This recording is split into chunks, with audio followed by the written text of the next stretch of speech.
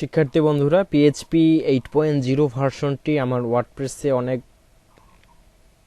বড় একটি ইফেক্ট ফেলেছে, যেটি হচ্ছে যে আমি আমার থিম আপডেট করার সাথে সাথে অ্যাক্টিভেট করার সাথে সাথে সাইট ডাউন হয়ে যাচ্ছে।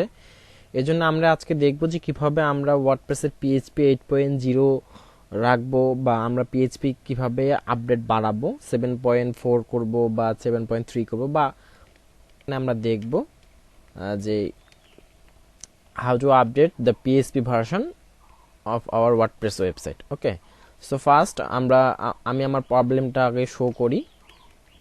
তো এই হচ্ছে আমার ওয়েবসাইট। তো এই ওয়েবসাইটে যখনই আমি এখন দেখেন আমার ওয়েবসাইটটি খুব সুন্দর ভিজিট করতেছে, ওয়েবসাইটটি খুব সুন্দর রয়েছে। আমি রিফ্রেশ করি, দেখেন 2012 যে থিমটি রয়েছে সেটি কিন্তু খুব সুন্দরভাবে কাজ করতেছে। কিন্তু যখনই আমি এই থিমটি আপডেট করতেছি, এই থিমটি যখন আমি অ্যাক্টিভেট করব, দেখেন এই সাইটটি কিন্তু ডাউন হয়ে যাচ্ছে এবং বলতেছে there is a critical error website and অ্যাডমিনের ইনবক্স বক্সে দেখাচ্ছে যে আসলে প্রবলেমটা কি। সো প্রবলেমটা আমি দেখার জন্য আমি cPanel আমার চলে গেলাম। যদিও এখানে দেখাচ্ছে যে অ্যাডমিনের ইমেল বক্সে দিয়েছে তারা, তো অ্যাডমিনের ইমেল বক্সে তো গিয়েছে, কিন্তু আমরা এখান থেকে আমরা এররটা এখানে চেক করতে পারি। তো আমরা চলে যাই আমরা cPanel-এ। তো cPanel-এ আসার পর আমরা আসলে ফাইল ম্যানেজারে যাই। ফাইল ম্যানেজারে যাওয়ার পর আমরা আমাদের ওয়েবসাইটটিতে যাই এবং এরর যে ফাইলটা রয়েছে এটাকে আমরা ভিউ করি। তো ভিউ করার পর দেখতে পারতেছি এখানে হাজারো এরর রয়েছে। এই এররগুলো কেন আসছে, আমি খুব চিন্তায় ছিলাম যে কেন আসতেছে এই এররগুলা। এখানে যদিও এররগুলো আমি কিছুই বুঝতে পারতেছি না। function.php তে সবগুলো দেখাচ্ছে, যে দেখেন এখানে function.php 26 নম্বর লাইনে একটু প্রবলেম রয়েছে। তো এই প্রবলেমগুলো আমি ঠিক করার জন্য আমি ভাবলাম যে আগে পিএইচপি ভার্সনটা আমি একটু চেঞ্জ করে দিয়ে দেখি যে কাজ করতেছে কিনা, কারণ আমার এই থিমটা অতটা আপডেটেড না।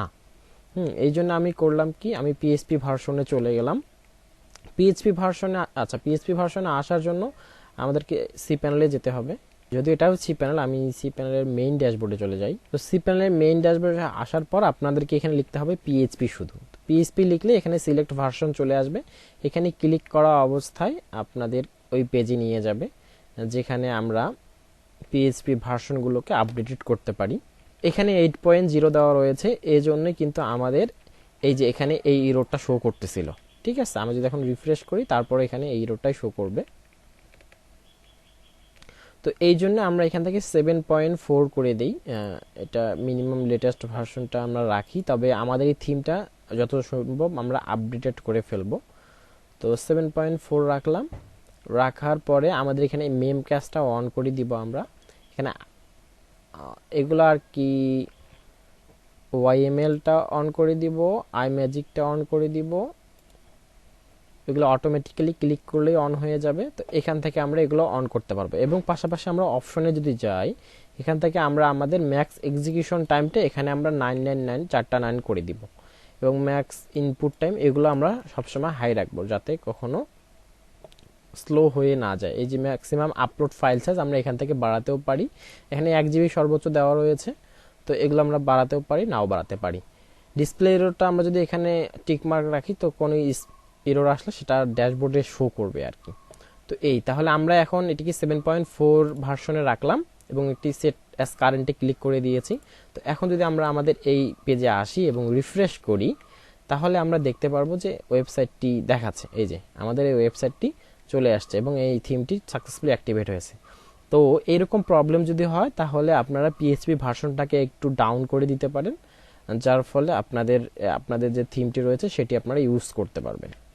তো শিক্ষার্থী বন্ধুরা, এই ছিল যে কিভাবে আমরা আমাদের পিএইচপি ভার্সনকে বাড়াতে পারি এবং চেঞ্জ করতে পারি এবং আপডেট করতে পারি, এবং এই প্রবলেমটার কারণে আমি এই ভিডিওটি বানানোর উদ্দেশ্য।